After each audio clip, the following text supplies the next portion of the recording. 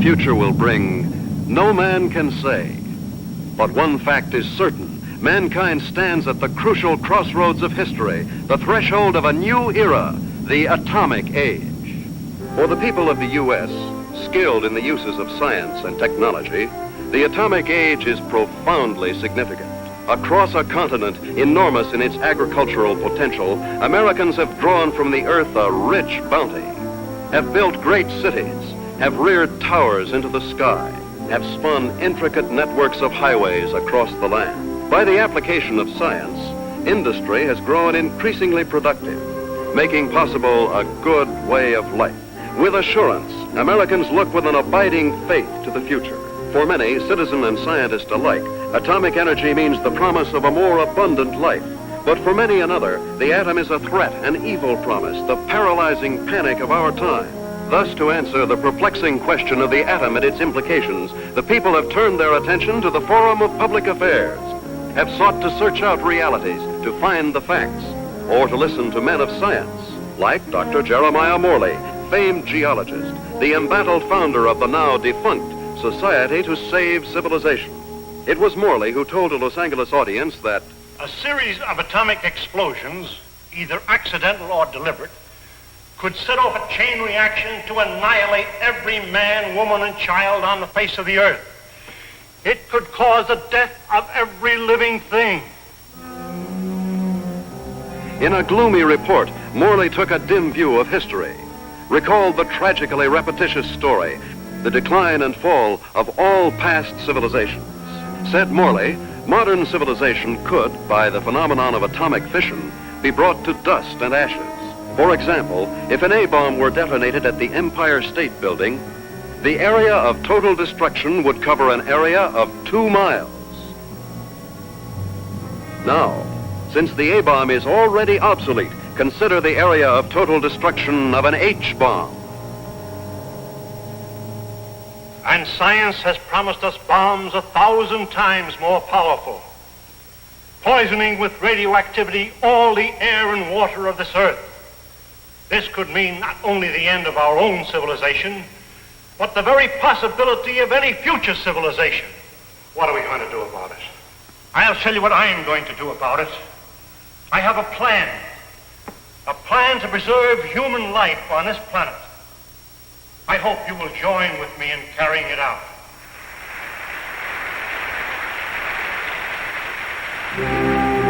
The response to Dr. Morley's appeal was immediate and enthusiastic. The Society to Save Civilization was set up. To its headquarters flocked amateur do-gooders and professional scientists. From them, Morley chose a staff of experts. Dr. Max A. Bauer, eminent geophysicist, ousted by Hitler from the University of Munich in 1933. Dr. James Paxton, metallurgical engineer, twice winner of the McKenna Scientific Award. Joan Lindsay, medical doctor and ardent feminist, who, for her research in biochemistry, was named winner of the annual award by the American Confederation of Women Scientists. Dr. George Coleman, authority on soil conservation. And Andrew Ostengard, sandhog, explosives expert, Marine veteran of World War II. It was this team, qualified each in his own way, that helped set in motion Morley's audacious project, a daringly planned program, which he took 3 months later to the board of directors of the Carlyle Foundation. And so my colleagues and I believe that humanity can escape annihilation, can find a temporary haven, a promise of hope that, come what may, life can be sustained deep within the earth itself. Far below the surface, we shall seek a natural, a geological shelter. We have a team ready for the effort. All we lack are funds. Can we get them from your foundation? Dr. Morley, I believe it would expedite matters if I were to ask the questions. We're laymen, you know. First of all, isn't the inside of the earth solid? The interior of the earth is made up of vast caverns and air pockets, joined by natural avenues leading from the surface. Natural avenues? Funnels and fissures. Such a fissure lies within the world's largest extinct volcano at Mount Nelly. That is where we intend to start our journey. Well, these funnels, how far down do they go? Hundreds of miles, perhaps thousands, to the very core of the Earth. But isn't the inside of the Earth, the very core, a molten, fiery mass? To the contrary. The latest body of theory holds that the inside of a sphere, such as the Earth, is cooler than the temperature at its surface. And how would you traverse these thousands of miles? Dr. Coleman, the perspective drawings, please. This is a cyclotram. A what? It's an amphibious conveyance based on the principles of an ovoidal bathysphere. A what? Like a submarine, with the mobility of a tractor. Its head contains a burrowing device, and its walls can withstand extremes of temperature and pressure. But even with the cyclotram or the bathysphere or the whatnot, how do you know you'll be successful in finding this underground haven? We don't know, but we must try. There is no other alternative, no other course, no other hope of keeping the spark of life alive. And the cost?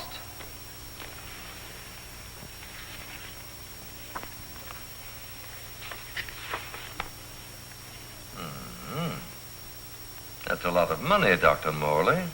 Well, surely you don't expect us... But we do. I know you and your committee mean well. Mean well. Next you'll be calling us starry-eyed idealists. Dr. Lindsay, you're out of order. The whole world is out of order. And I suppose you and your associates can set it right? We couldn't have said it wronger if we tried. The appropriation was denied. To carry on his work, Dr. Morley issued repeated appeals to the members of the organization. It failed.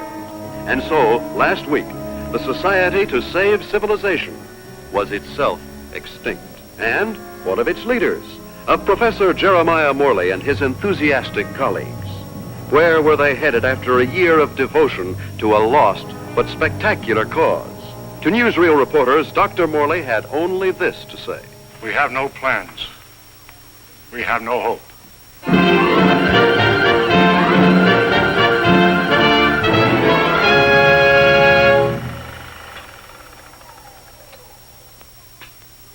Better stand by, Frank. We may want to run that again. Well, gentlemen, what do you think? It's like asking a man what he thinks of his own obituary. I thought you'd like to see it for its release in case you had any objections. Now he thinks of our objections. You've been crucifying us for a year, Mr. Thompson, in the newspapers you edit, the magazines you publish, and the syndicates you control. And now this newsreel. Just a minute, gentlemen. You seem to have me confused with my father. He dictates the policies of our publications. Like father, like son. Nothing, Dr. Bauer, could be more unscientific.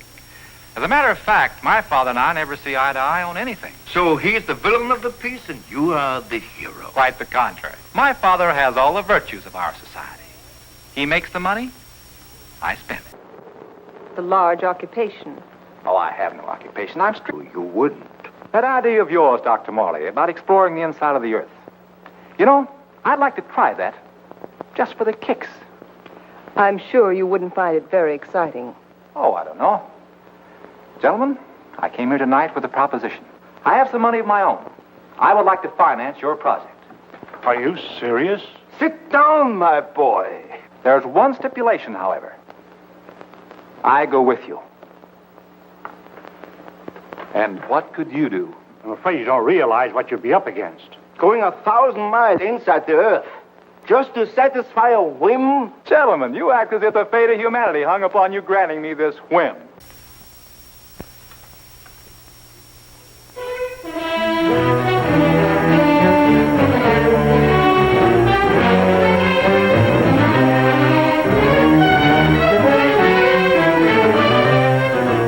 Plans for the expedition are being completed ahead of schedule. And Morley is pleased with our progress. The cyclotram nears completion. Adequate nutrition in concentrated form has been perfected. And for an auxiliary water supply, the Sloan H2O condenser will be used. By the study of our laboratory animals in a new environment, we expect to gather important scientific data. At last, the cyclotram is ready to be loaded aboard the SS Aurora.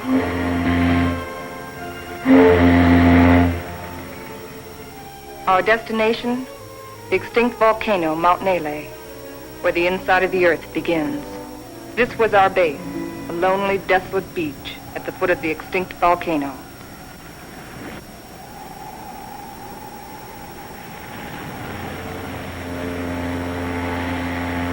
Well, let's go.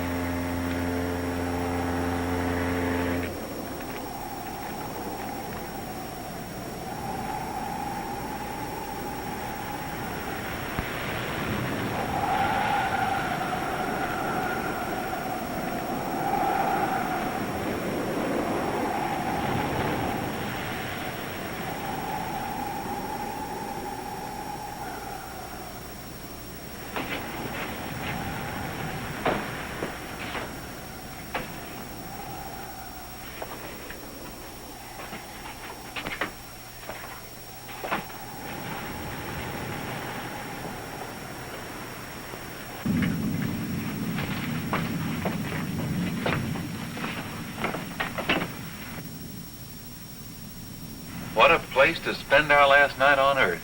You sound like we'll all be dead in the morning. It's a possibility if we stay here.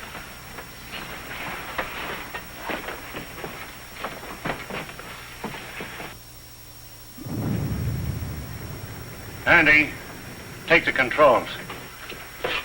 Follow the ridge line. Keep out of the ravines.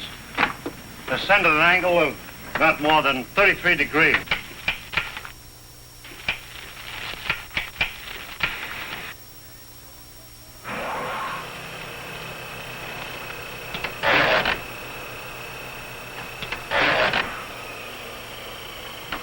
Something's wrong.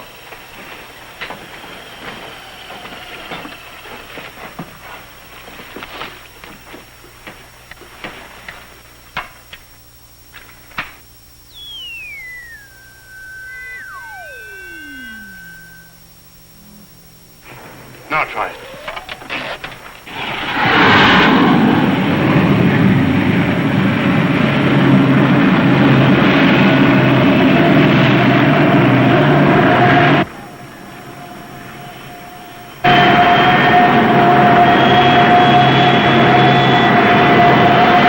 Sustain 2,000 RPM. Follow our chart plan, R4.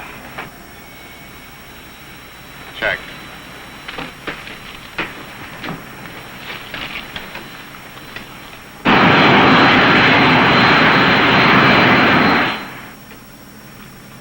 What's our elevation now? Approaching 6,300 feet. Angle of ascent, 19 degrees. Speed constant, 2,100 RPM.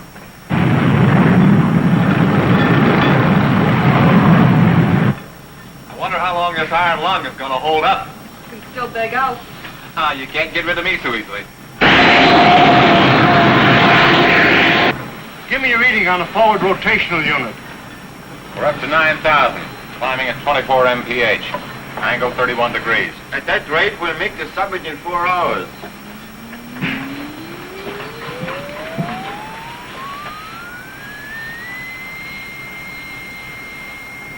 Dr. Mullen, we are meeting some unstable isotopes. Increase the lateral unit to 12,000. Say, this is getting rough.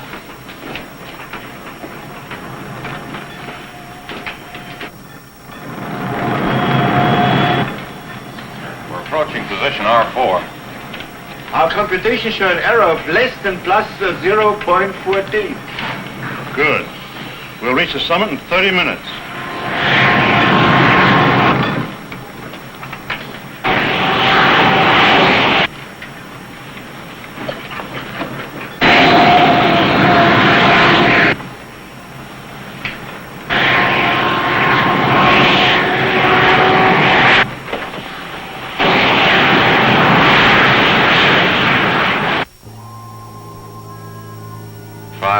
And 27 minutes.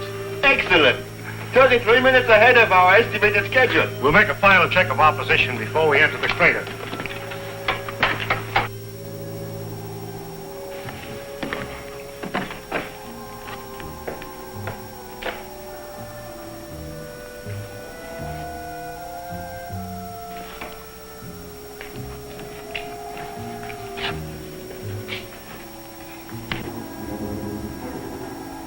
glad the professor picked this volcano for our expedition. Maybe this one could come to life, too. No, not a chance. No bet on it.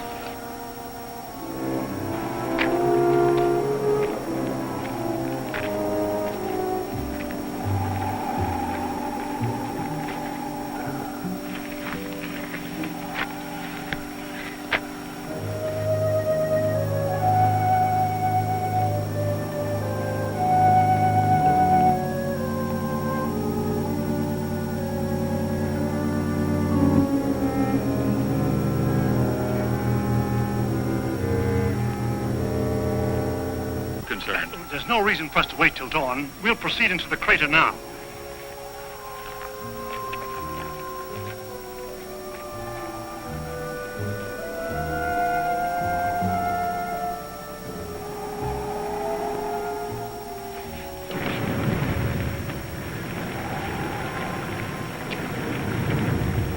Just one last look at the earth.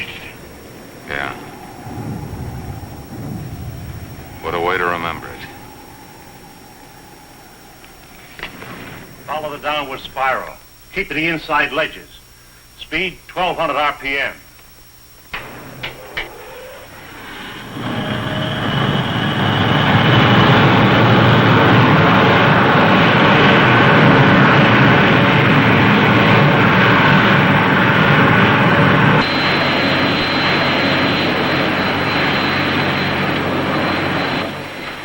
Brother, it's really black out there.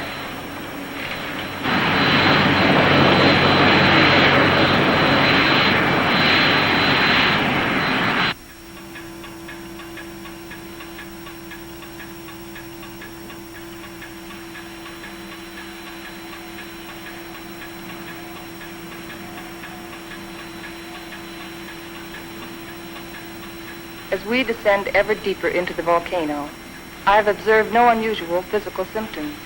Paxton seems withdrawn, irritable, but with such an annoyance as Wright Thompson present, the condition may not be considered abnormal. The descending ledges are getting awfully narrow. We must be at position R18.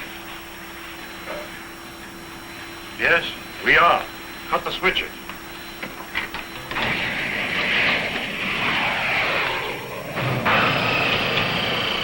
We'll be doing some hiking now. Better have some breakfast.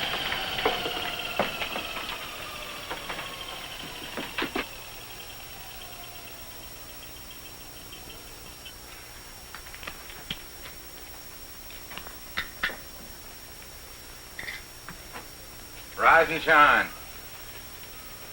Morning. How can you tell? Breakfast is served. Breakfast.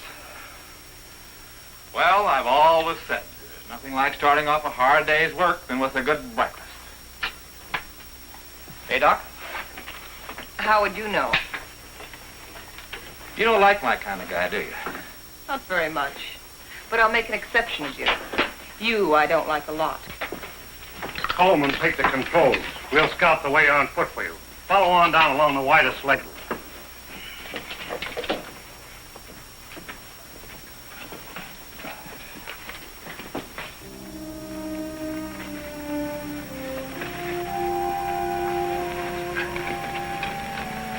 Watch that, it's loose. What's the matter? I don't like it. What did you expect him here? A Garden of Eden? I'm not talking about volcanoes. I mean Wright Thompson. He doesn't belong here. None of us belongs here. We're doing what has to be done. He doesn't feel that responsibility. He's just a useless piece of excess baggage, a selfish thrill seeker. But without him, there'd be no expedition. Pardon me.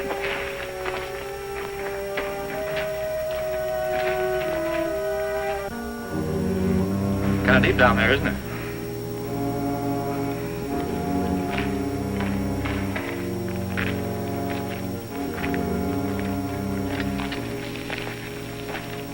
Nice friendly bunch, those scientists. Well, what's your trouble? Oh, nothing, but don't they ever talk? Not unless they got something to say. That's the way it is with smart people. Maybe they're not so smart. Maybe they don't know what they're doing down here. Listen, Buster. Each one of them has taught us more colleges than you've flunked out. So what are you doing down here among all those brains? I managed to make myself useful. It might be well if you did the same thing. Doing what? This.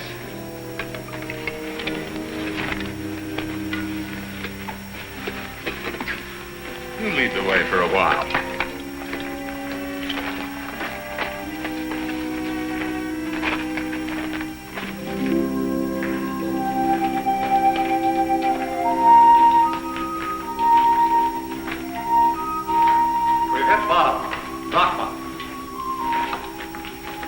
Hello, Coleman. Coleman, come in. Go ahead. We've reached the end of the channel. Establish our position. Our depth below mean sea level, 2.6 miles.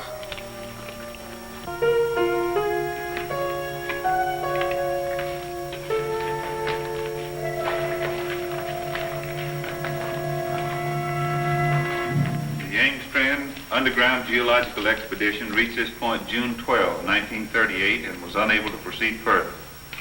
Why anyone who follows us should want to go further, we do not know, but we assume that they have good reason for doing so. Good luck. If Engstrand were living today, he'd know the reason. The world has changed since 1938. The world has changed since yesterday. We better get to work.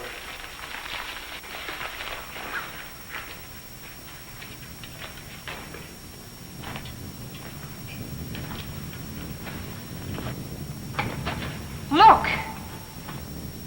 That's pressure from the other volcano. We'll have to work this side.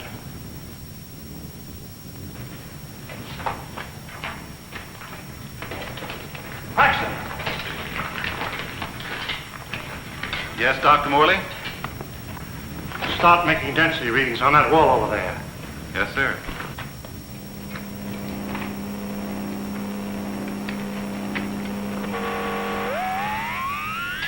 This is it, the point of least resistance.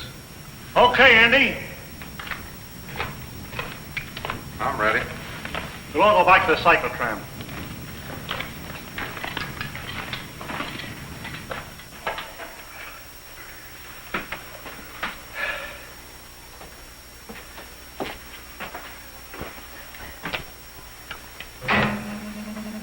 Fuses 1 and 2 set.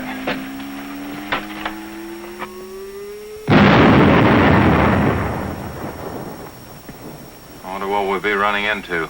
There's only one way to find out.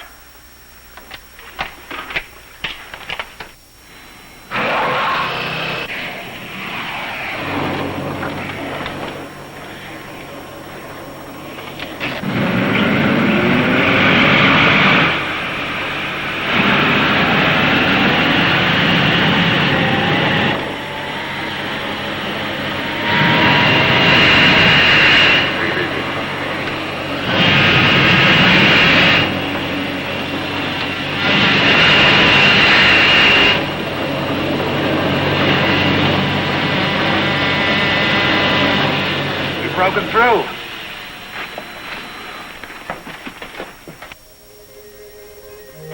Looks like a tunnel. So far, so good.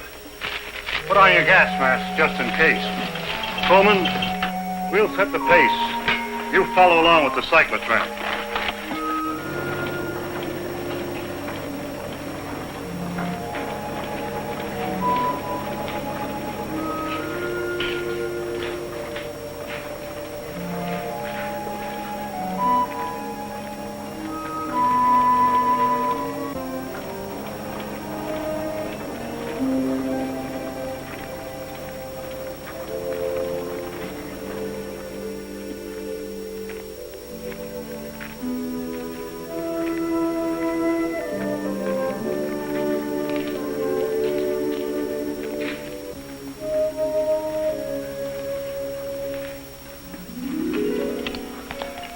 The air is fresh and clear.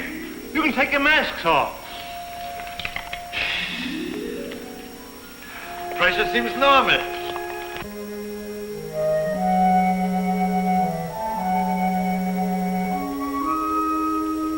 I wonder where it leads. That's exactly what we're going to find out. Lead the way, Andy.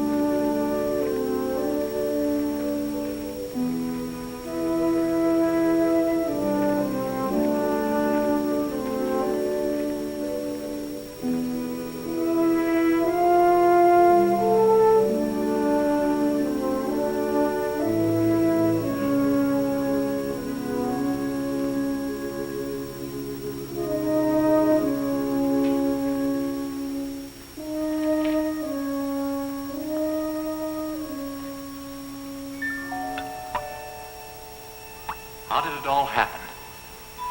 Long time ago, the earth above was covered with water.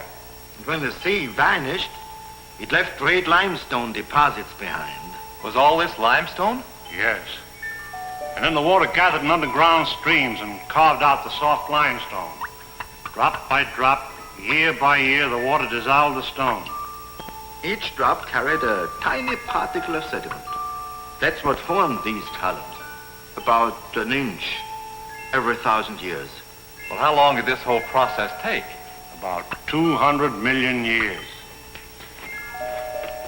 Hello, Coleman. Coleman, bring up the tram. We'll proceed from here.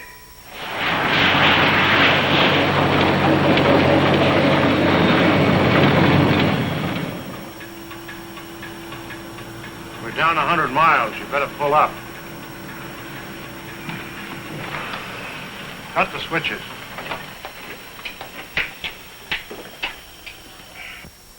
It's funny.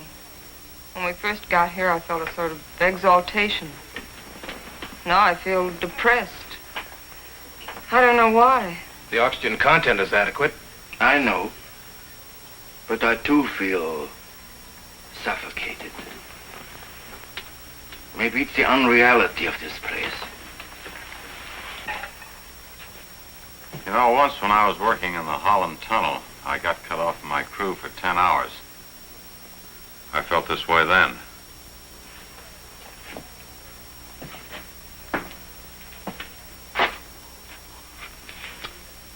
I think I know what it is. It's loneliness. It's a feeling of a person away from people. I felt it on the top of a mountain in Tibet, in the jungles, and on the Arabian desert. It's like the last cord tying you with humanity has been cut. It's more than that. People have dignity only in relation to many other people. Alone, a man is as useless as any rock out there. No, you're both talking nonsense. Nature doesn't influence man.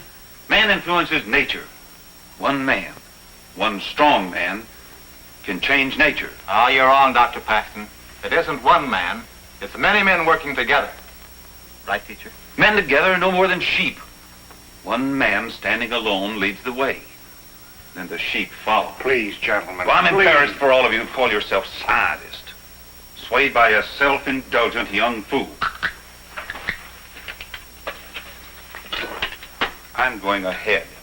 I hope that by the time you catch up with me, the atmosphere will have cleared the cobwebs from your brains.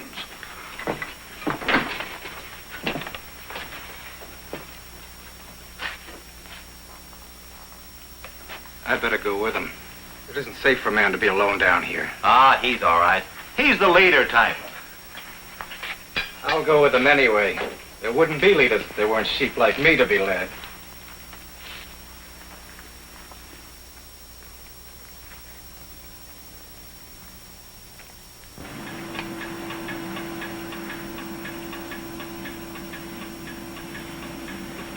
I still don't see any sign of Paxton and Coleman. Well, keep going.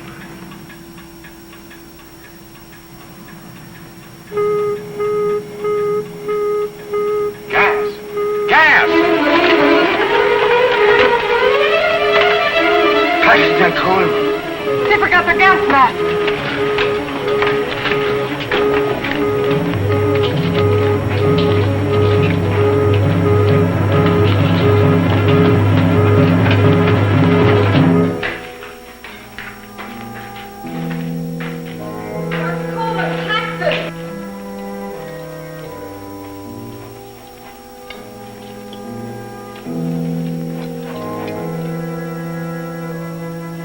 There they are!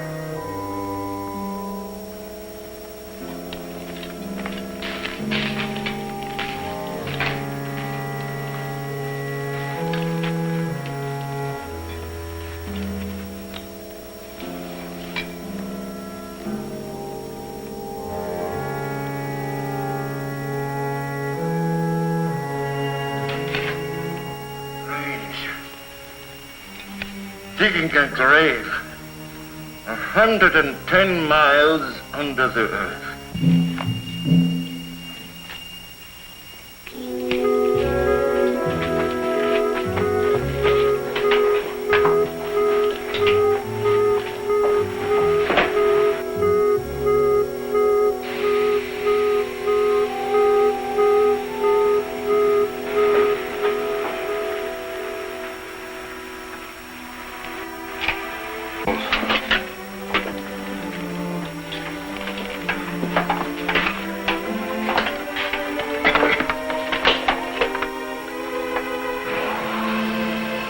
must go on.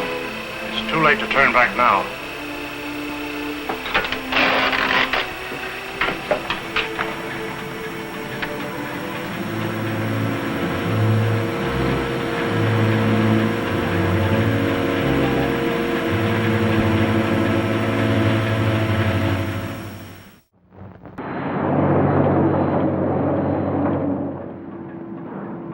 No.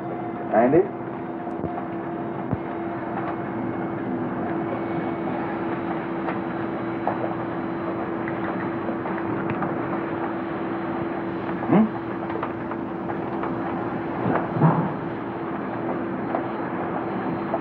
You know, right now I'd give $1,000 for a good hamburger. And another 1,000 for onions on it.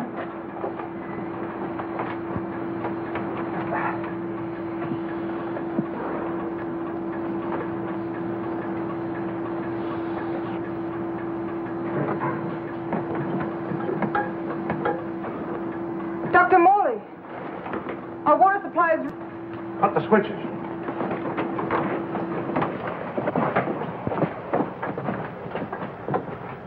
Polluted by the gas fumes. Yeah, somebody left it open. Back there just before Paxton and Coleman took off. I guess I forgot to close it. Oh, you... Andy! It was an accident. An accident? We may never find water again. Now I suppose you'd give $1,000 for a glass of that. Andy, there's a job to be done. We've got to find water fast, and in this area. Yeah, I know. We got about a chance in 1,000 of finding it.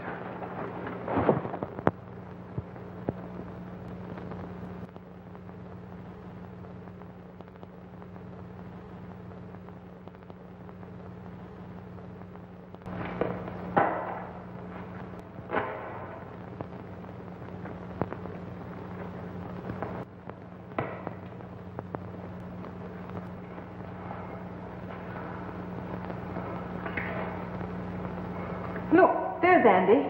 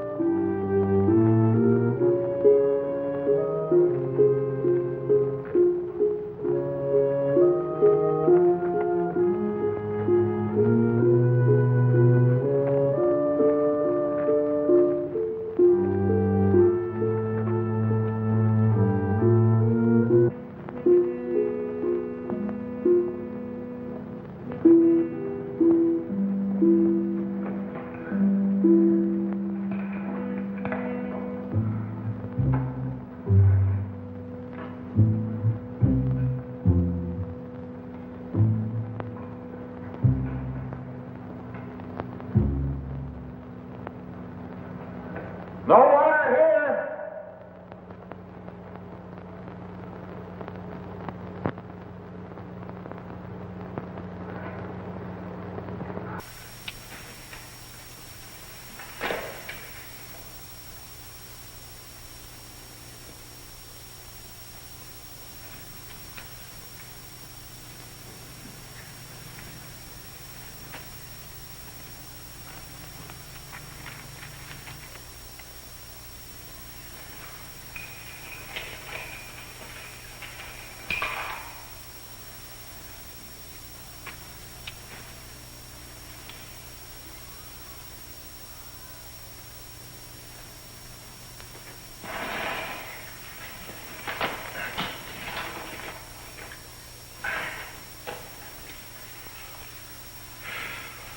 Thing like this is enough to drive a man stir crazy. It's no use. 240 miles inside the earth. Yeah, and no water.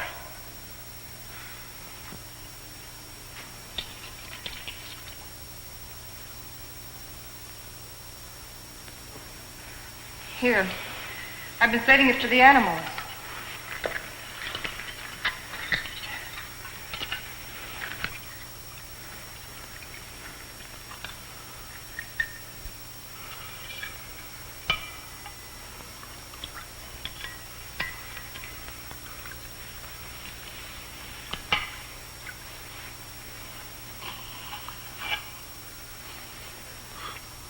Go ahead. Enjoy yourself. It doesn't cost a cent.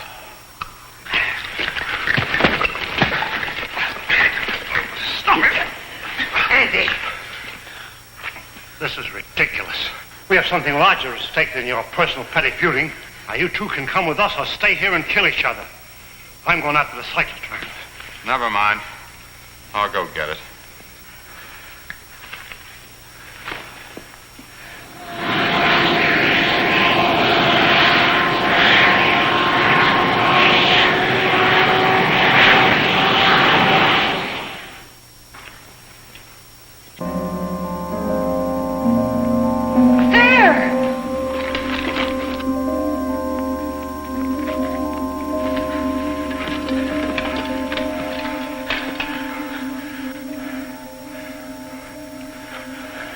Oil. Listen. Sounds like running water. But where is it coming from? It's behind the wall.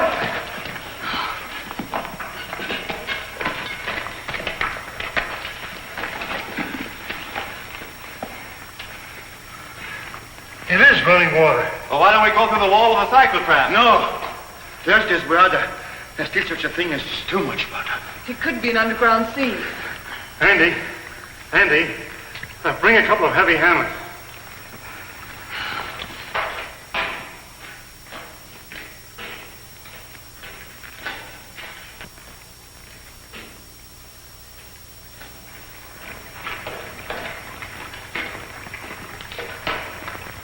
What's up, Professor?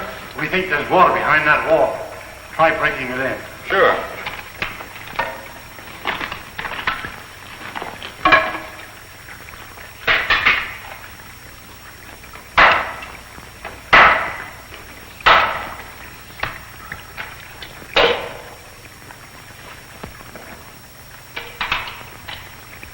I brought 2 hammers, you know.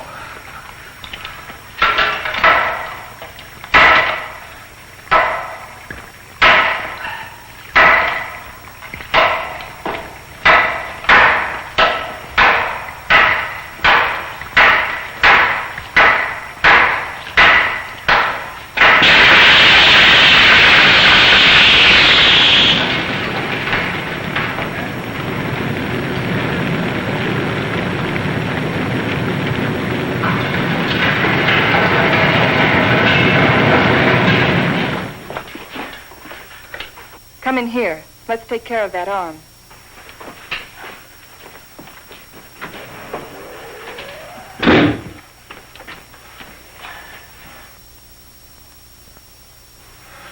The outside temperature is rising fast. It's up 280 degrees now. It looks as if it could go on forever.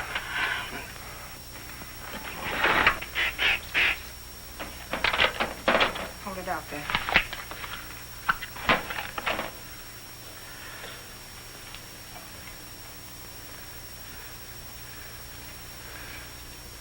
Outside temperature.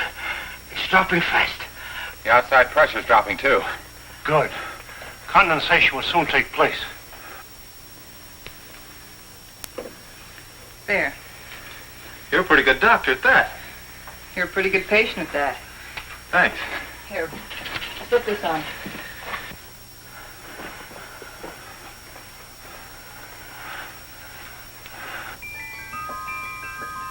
It's water. Look. Look at it. It's water.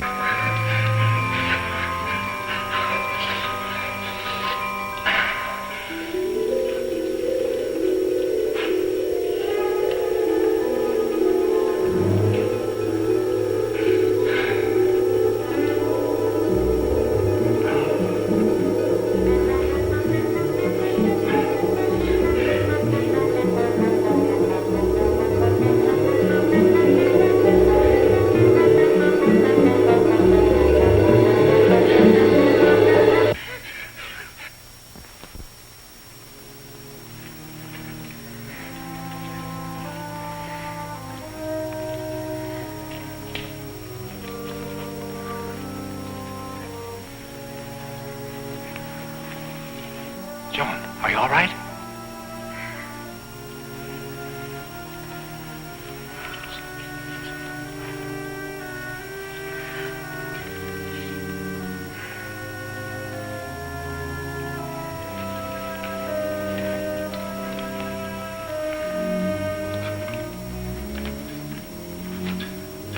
Well, what shall we do now? All right, I'll say it. I'll say what's on all of our minds. Don't try to read our minds, Thompson. Just speak for yourself. Then I say, let's go back. And I say go on. But look at Joan. We've gotten nowhere. Deeper and deeper into nowhere. We've failed. Would our failure be any less if we turned back now? Our chances of living would be greater. If we go on, we're dead. As dead as Paxton and Coleman. That's a chance we have to take. The stakes are high, higher than our lives. They involve the life and death of all mankind. That's a great speech, but I won't buy it. All right, let's put it to a vote. Thompson? Go back. Andy? Go on. Bauer?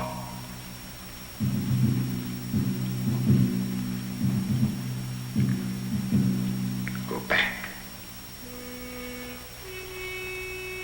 Go on. Seems to be a deadlock. I suppose none of us would like to reconsider? Doesn't woman suffrage count here? What do you say, Joan? I say go on, and let's not waste any more time about it.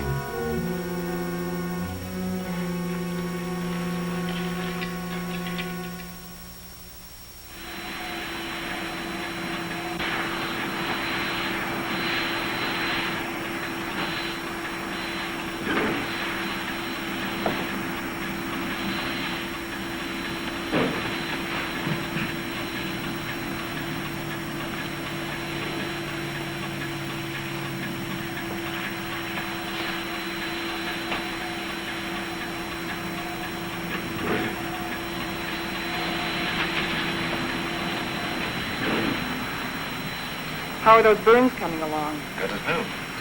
How are you, Doc? Oh, I'll get by. Here. What's it for? Does it have to be for something? Does everything have to be functional? It's a good luck ring. Saved my life in Tibet. Here, take it. Why give it to me? Haven't you ever been romanced before? Not 900 miles below sea level. Then it's about time. If there were any flowers around here, I'd pick them for you. There's a highly scientific theory which states that if any man and any woman are cast away anywhere for any length of time, sooner or later they think they were in love. That's what's happened to you. If that theory has any value, it should apply to you. Does it? No. Well, I guess I need a little more time. We'll talk about it later.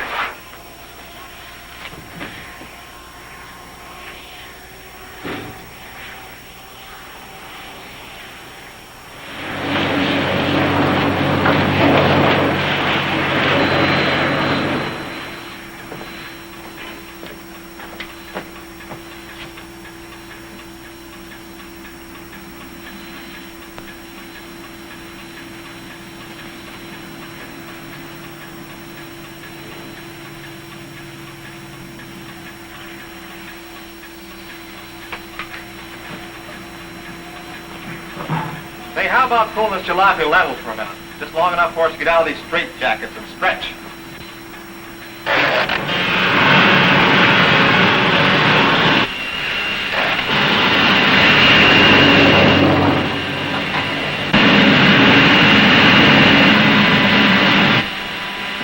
How much longer is it going to be like this?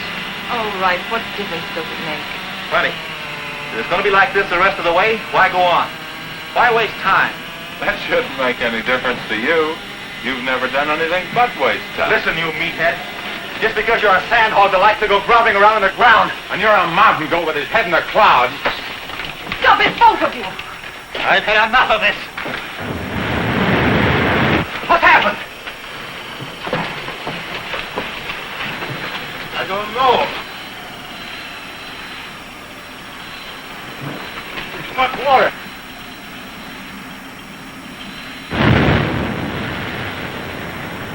We are out of it.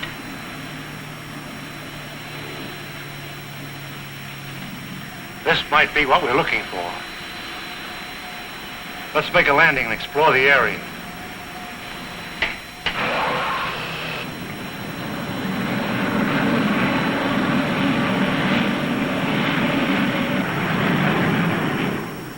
It's got a high calcium content, but it's drinkable. Hey! Look what I found!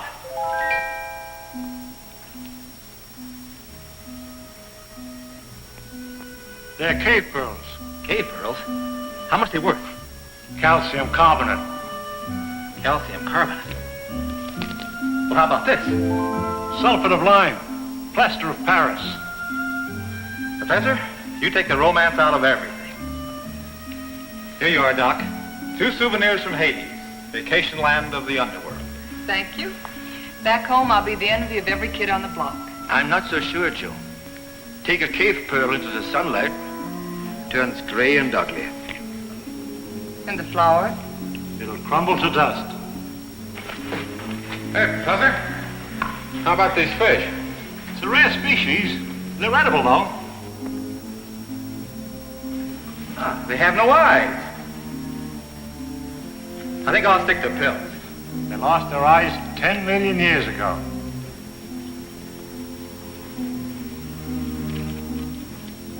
What kind of a place is this? Flowers that crumble to dust in your hands. Stones that look like pearls. Fish without eyes. Nature sure a practical joker. I suppose you could have done better? 10 million years, I couldn't have done worse. Morley believes this is the shelter we've been searching for. A valley of shadows where light can be sustained. A shelter for humanity. And yet our morale is very low. What do we want? A ray or two of sunshine? A change of seasons? Starry nights? In this graveyard, Morley thinks we can build a new life right here. You mean this is what we're looking for? You'll get used to it. Well, who wants to get used to it? Why don't we go on? A little further. But we've come 1,100 miles already. How can you measure what we've been through in miles? I say let's go back or go on. But this is no place. What is your wish? We've come so far, let's go on.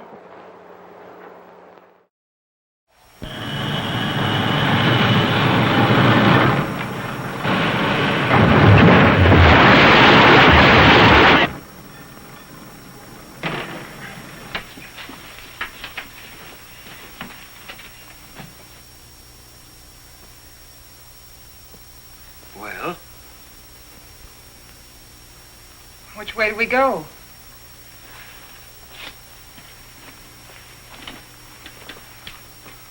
I suppose we'll have to explore both channels. I'll take the right one. Right? You take the other. Why me? I'll tell you why. I'm sick of taking your orders. That's the trouble with you, Thompson. That's all you do is take, you never give. Without me, there wouldn't have been any expedition. Well, that's not enough. It's time you gave something yourself and not your pocketbook. Andy. We might as well get started.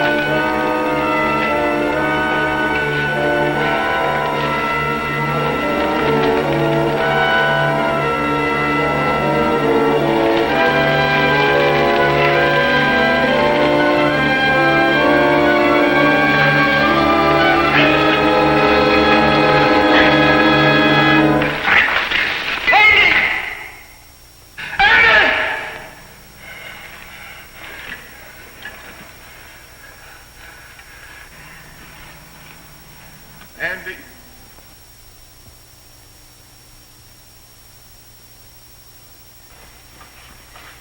You're supposed to be taking it easy. Try to get some rest. Listen to me, Wright. You've been like this for days. How long can you keep it up? He didn't like me any more than I liked him. Yet he saved my life. It doesn't help brooding over it. But he died saving my life. He did what he believed was right.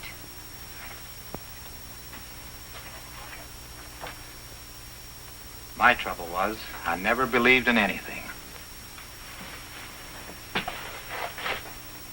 You can start now.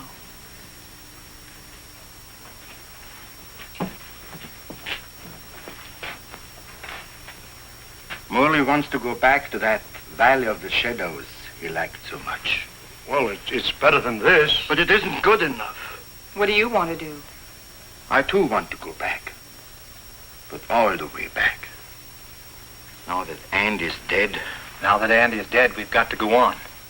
We've got to, until we find what we're after. If we fail, then we can talk about going back.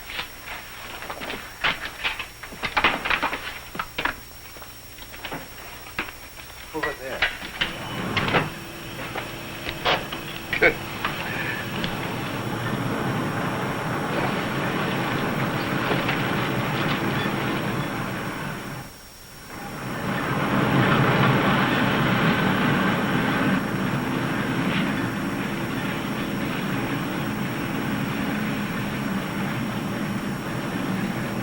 This must be a continuation of the other river. No, I think it's just a seepage from it. Listen. What's that?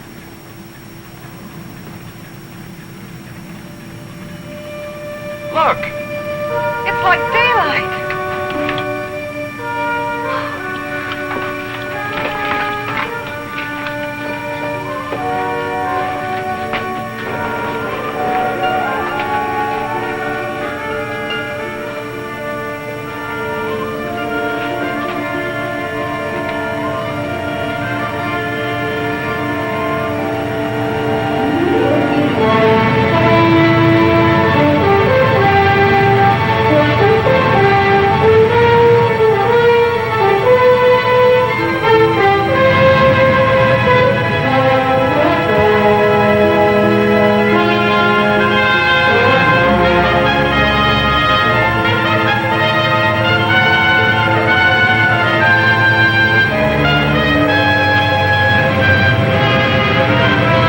Like a dream after a terrible nightmare. I think we found it.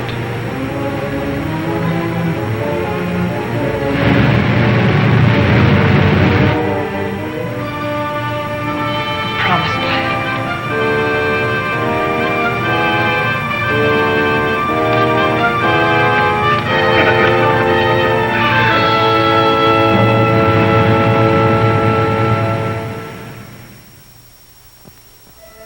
We have discovered a vast and radiant cavern deep within the earth. Along the shores of this incredible cave lies a great underground sea, gathering up the waters of the earth.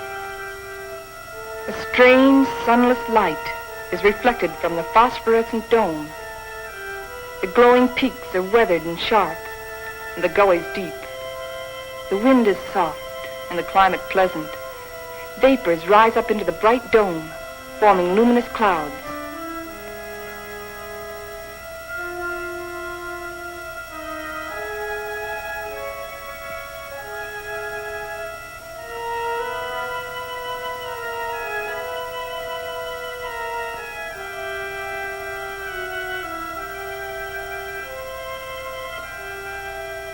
The area is rich in chemical resources. That means power and industry, according to Bauer. And Wright says a real estate boom is on.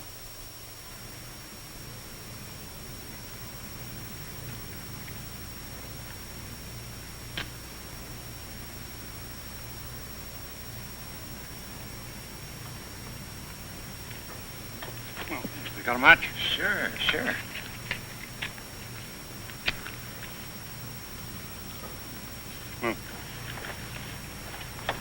How you coming, Professor? Uh-huh. Still feeding those rabbits? They eat like pigs. Small wonder. They're expecting in a couple of weeks. All of the rabbits? No, silly. Just the lady rabbits. Tell me more. Here. Make yourself useful. Get some more water. Explorations and surveys of the surrounding area continue. Morley and Thompson have set out toward the southeast to investigate the land and its potentialities.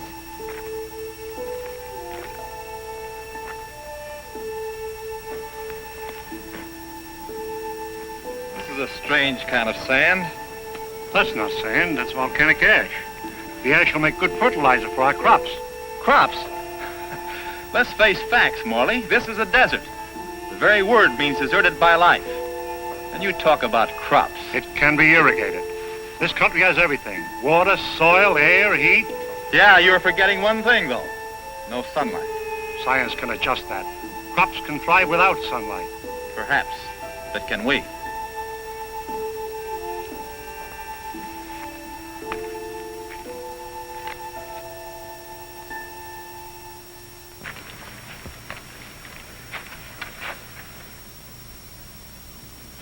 What sort of species is it? It's the fossil remains of a species of lungfish. He breathed by means of both lungs and gills. When he came out of the sea 400 million years ago, he was the ruler of the animal kingdom. With his lungs, he was a pioneer in a new way of life. How did they become extinct? Like some of us on Earth, they seem to hurry the process of extinction. Let's get out of here.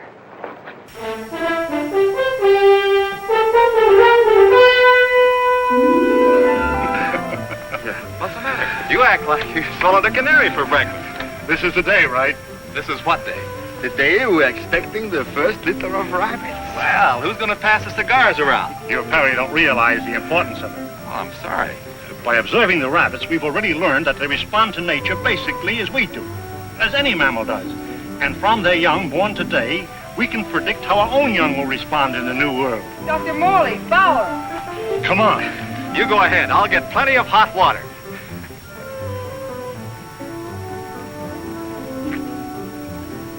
Well, how many boy rabbits and how many girl rabbits, huh? What's the matter?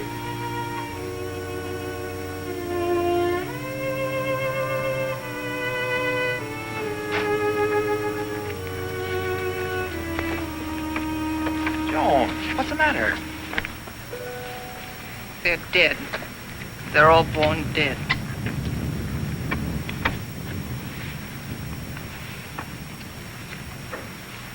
I can't understand it.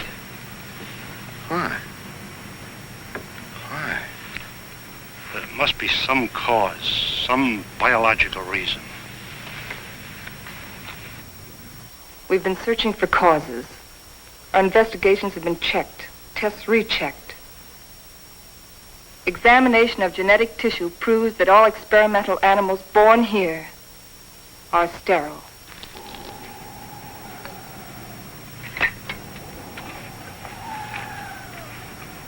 You know what this means? This new world. A haven for the dead. This is the end of the line. Now we know that the human race cannot reproduce itself in this underworld region. It appears our mission is a failure. Then we can't stay here. At least one generation could. And after that, what? The end of humanity. That I won't accept. Neither can you run away from facts.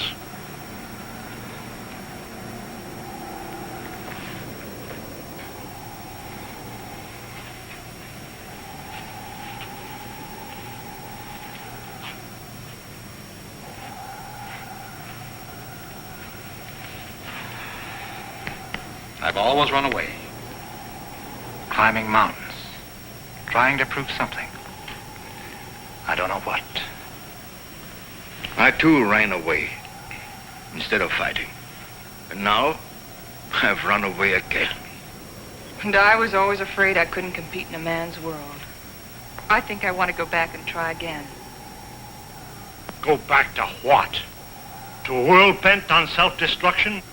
We can live the rest of our lives here in peace. Morley, you're wrong. This isn't peace. This is a resting place for the living dead. I don't believe it's the end of the world. I don't believe it's the end of mankind. You're young. You don't know. I've lived through the terrors of 2 great wars. I've had enough.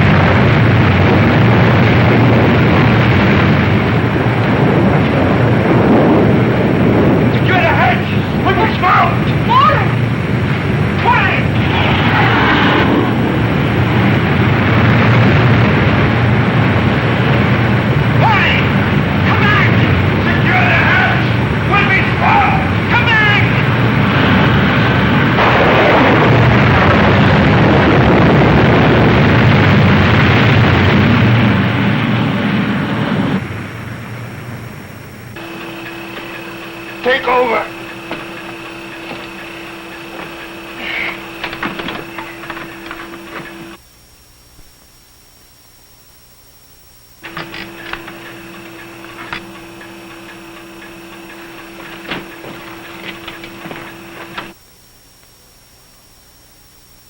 Something's wrong.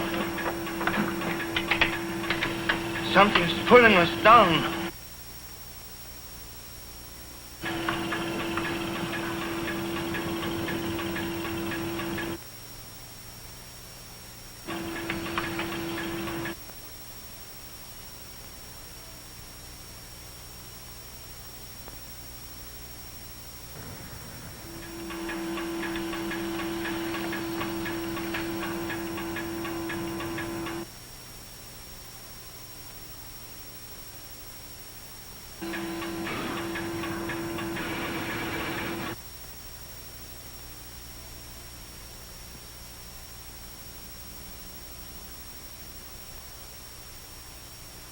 We are lost.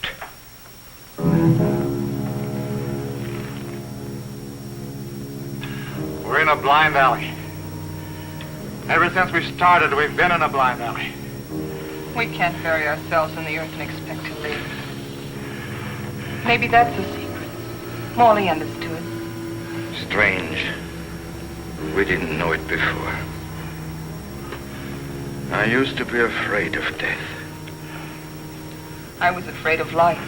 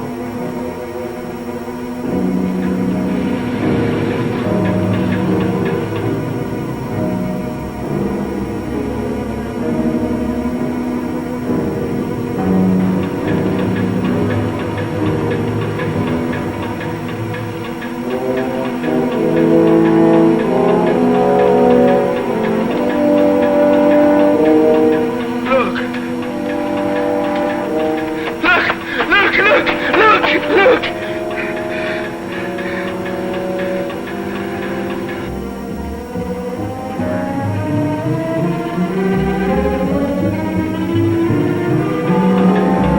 That's strange. How could it be?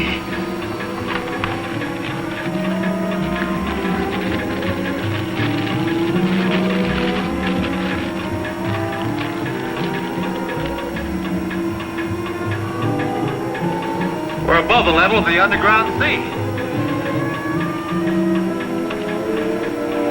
We found a channel to the upper ocean.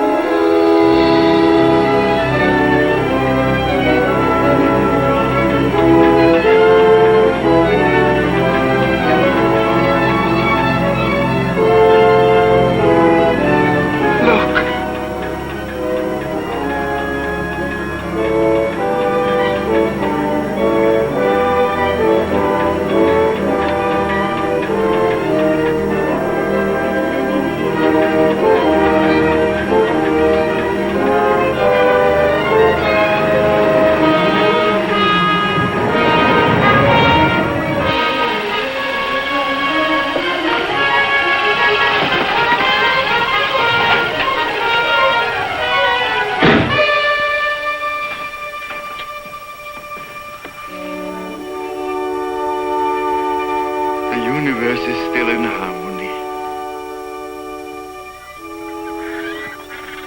There's life on that island. People. I feel like I'll live forever.